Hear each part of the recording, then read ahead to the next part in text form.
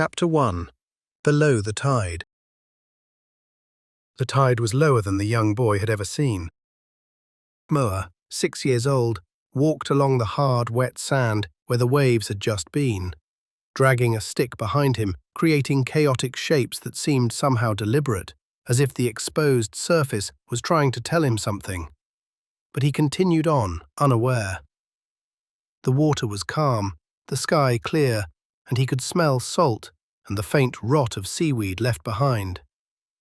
Out past the reef, the ocean looked flat, and the horizon seemed so far away. Above the cliffs in the distance, a jagged silhouette stretched inland, ancient seamounts that had once been buried beneath the waves. Now they loomed like the ribs of some long-dead giant, exposed by the retreat of oceans no one alive could remember. A sharp bird call sounded from the trees inland, not the usual cry. Utmoah turned to look. Nothing, just palms moving in the breeze. He turned back toward the water. A man was standing there. The man's sudden appearance gave Utmoah a start. There were no footprints leading up to him in the sand. The man hadn't walked over. Utmoah would have heard him. He was just suddenly there on the beach, a few steps away, watching him. His clothes weren't like anyone's from the village. They were smooth, close to his body, as if they were a part of him, shimmering faintly in the light. Utmoah, the man said, calm and clear. Ayaw kahadlok. Don't be afraid. Utmoah's mouth was dry. Unsa ka? He asked. What are you? Ang akong nalan kay theom, the man said, pronouncing it slowly so Utmoah could hear the sounds. Mianhi ko aron makigsulti kanimo. My name is Theom. I have come to speak with you. Junsa niya pagibalo ang akong nalan, Utmoah thought. How does he know my name? Nagtanaw ko, Theom said simply. Ang imong inahan kanunay magsulti nini. Ug ang dagat nagdala sa mga tinggog na mas layo pa kay sa imong hunahuna. I've been watching. Your mother speaks it often, and the sea carries voices farther than you might think. Utmoah felt his heart beating faster. Nagtanosya? He'd been watching? The elders always warned about strangers who watched from the trees. Theom opened his hand. Resting in his palm were two smooth crystals, flat and oval, each bound by a thin band of black leather. The crystals glowed softly from within, blue light pulsing like a heartbeat, then fading, then rising again. Usa alang kanimo, Theom said. Ug usa alang sa imong inahan. Makasulti ka pinaginini, bisan layo na mo sa usag-usa. One is for you, and one is for your mother. You'll be able to speak through them, even when you're far apart. Utmoah stared at the crystals, but didn't reach for them. Ngano? Ngano gihatag nimo kini kanako? Why? Why are you giving these to me? Tungod kay ang imong kalibutan nagusab, Theom said. Ug pipila ka mga pagbago moabot bisan dili pa kita andam. Because your world is changing, and some changes come whether we're ready or not. Utmoah frowned. Unsa nga matang sa mga pagbago? What kind of changes? Ang matang nga mosulay sa pinakamahinungdanon. Theom's expression remained calm, patient. Apan dili ka mag-inusara sa pagatubang niini, the kind that test what matters most, but you won't face them alone. Utmoah reached out and took both crystals. One glowed faintly in his palm, its light pulsing soft and steady, like the breath of something alive. Without thinking, he slipped it onto his wrist.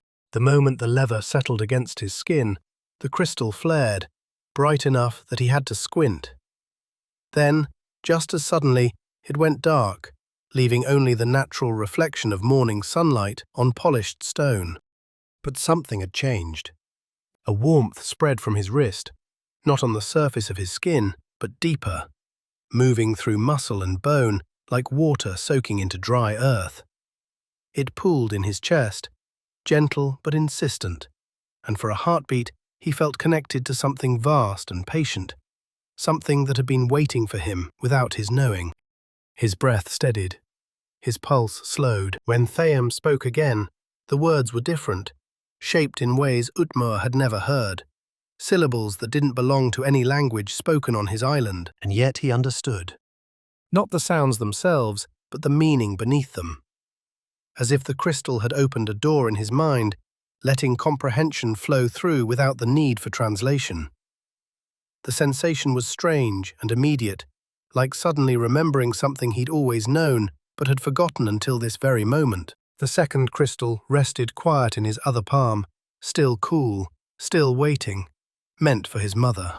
"Because your world has forgotten something," Theom said, "and it is time for you to remember."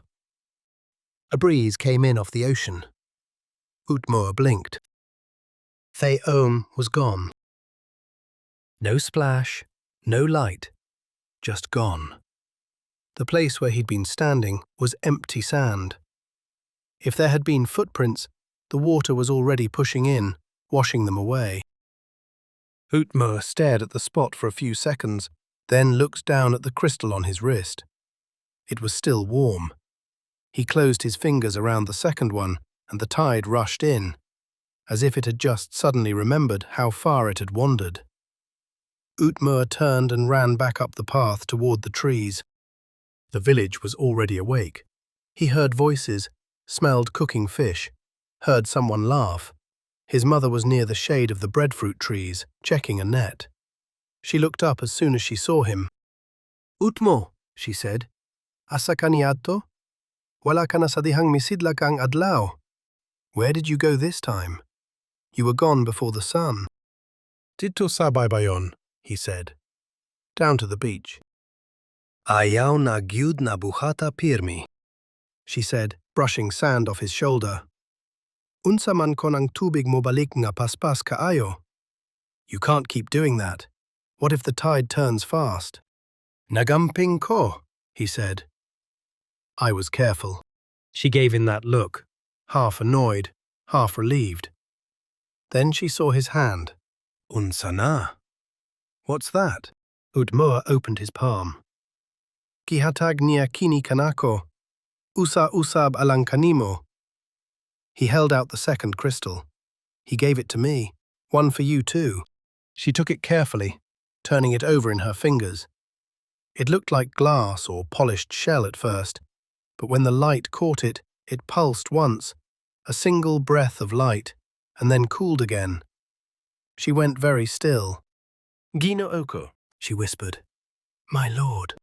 "Utmo, di nimo nakuha kini." "Where did you get this?" "Usakatawo," Utmoah said. "Ang iyang nalan kay Theom. Naara siya dito, sa balas. Samasagikan siya sa tubig." "A man. His name is Theom. He was just there, on the sand, like he came from the water." "Gikan ba sa mga sakayan?" "From the boats?" He shook his head. "Dili. Mipakita lang siya. Ugdayon." Utmoah made a gesture with his hand. "Nawala ra." "No, he just appeared, and then gone." His mother's eyes widened.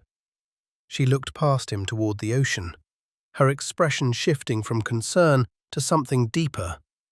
Recognition, maybe, or the edge of a memory she'd tried to forget. "Inahan sa kalibutan," she whispered, a name once spoken in prayer, before the world forgot who it belonged to. Utmoah watched her face, uncertain. "Nakaila ba siya niya? Nakita na ba niya siya sa iyang mga damgo?" Did she know him? Had she seen him before in dreams too? "Kibati nako nga makita nako siya pag-usab," Utmoah said quietly. "Karong gabiona, wala ko kahibalo kung gyunsa. Pero gibati lang ako. I think I'll see him again. Tonight. I just... No." "Sige," she said. "All right." His mother looked down at the crystal in her hand, then slipped it onto her wrist. It fit perfectly, as though it had been waiting for her. The moment it touched her skin, it pulsed once. Warm, alive. She closed her eyes briefly. When she opened them again, they were wet, and her voice sounded different now, richer somehow. as if the crystal had unlocked something in the way they understood each other. "Then we go. Together, after dark, back to the beach." She pulled him close. "I don't want you going down there alone if—" Her voice trailed off. "If what, Mother?" She shook her head, touching his face gently. "We'll see." She put an arm around his shoulders and walked him back toward the others. But her grip was tighter than usual, as though she were trying to hold on to something that was already slipping away. Behind them, the tide kept coming in, smoothing the sand like it had never held a secret. End of Chapter 1.